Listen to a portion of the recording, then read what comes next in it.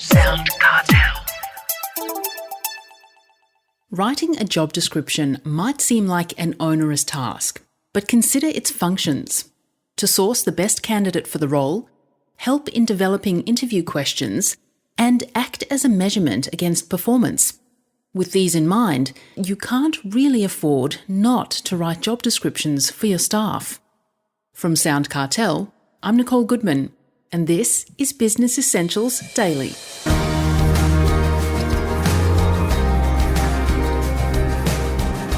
Do you provide job descriptions to your staff?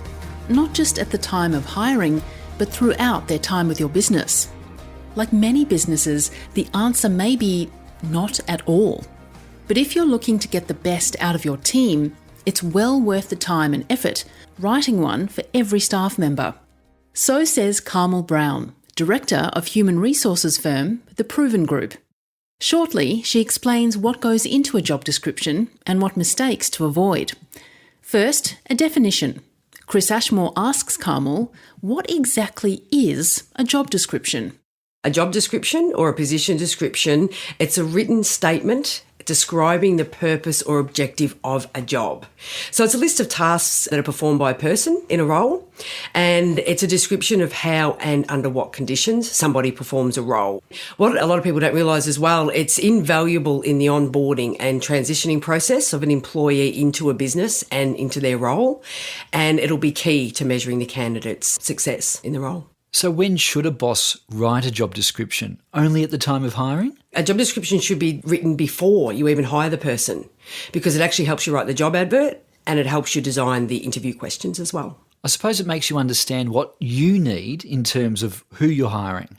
Absolutely. And it can also help to avoid a bad hire, because it's proven that a bad hire can cost up to 1.5 times somebody's salary. What other reasons does it make sense to prepare a job description? It's also useful when it comes to salary benchmarking and working out where the position fits within the award and the market rates.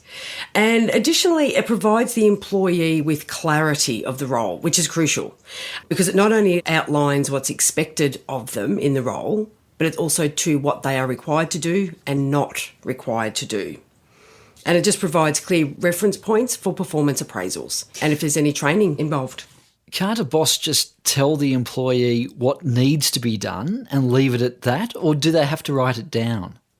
Definitely write it down, because we all know what happens when we assume and when we pass a message to somebody, how much of the message is actually heard. So a written, keyword written, job description clarifies the employer's expectations of the employee and provides a clear description of the task to be carried out by the employee. And this also creates motivation, because then they identify the responsibilities of the role and also to the KPIs that need to be met. Okay, then, what should go in a job description? So definitely the job title, salary range, the statement, and actually the purpose of the role. Any of the key duties and responsibilities required. And this also includes essential skills, experience, qualifications required to fill the role. And what is quite often missed is the values and behaviours of the organisation. They must be in a job description, because that is also how you measure the performance of a candidate or of your employee. And especially during these times, also the details of the work, the hours. Are they working at the office? Are they working at home, overtime? Any of those types of things, but especially during COVID, we've changed a lot of them. You mentioned salary. Is it a must for it to be displayed? This can be a little bit controversial and there can be mixed opinions. My opinion is to list the salary, because it makes it clear what's in the offer, and it also will attract the top candidates and they will spend the time on their application. And by displaying it can cut down low quality applications, not low quality people, just low quality applications. And interestingly, there was a recent survey done that around 79% of candidates agree they would apply if the salary is shown, because it works both ways. They've got to see what's in it for them. A salary range? A salary range, yeah, definitely a range, because depending on their skills and abilities, at what range that they will come in at might be start, end, or the middle. Is it worth updating the job description for each employee over time? Definitely. Purely because a position can change. And I think during COVID's been the best example because it's how an employee works now. As I mentioned just briefly a minute ago, depending on whether they're carrying out the same duties, the requirements, and if they're working at home more so now than what they were working at the office, it all affects the actual position description. Are they working different days?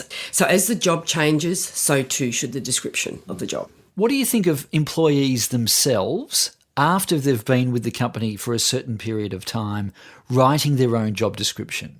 It's a great idea. And we've actually done this quite a few times ourselves because nobody knows their position better than the person actually filling it, especially when they've been there over a period of time.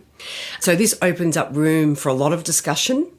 And importantly, we get the perspective of the employee. They're motivated, they're engaged, they're listened to. We're also able to obtain different perspective and ideas from them that can ultimately improve the role. Any mistakes that employers should avoid when writing a job description?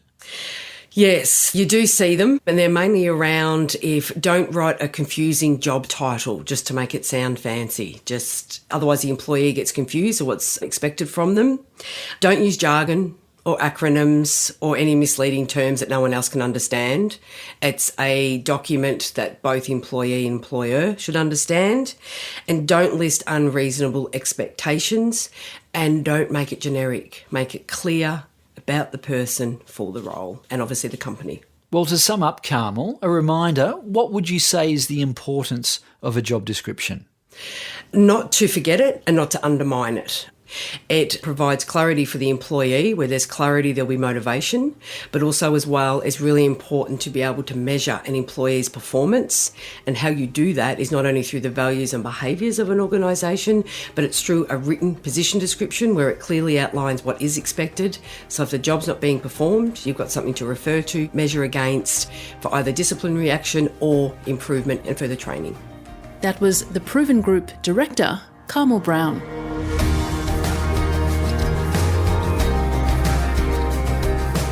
Business Essentials Daily is a SoundCartel podcast. Executive producer is Heather Dawson. Producers are Nick Schilberger, Chris Ashmore, and myself. Technical production by Pete Letts and Belinda Trimboli. I'm Nicole Goodman. Thanks for listening. We'll bring you more B Daily next week. SoundCartel.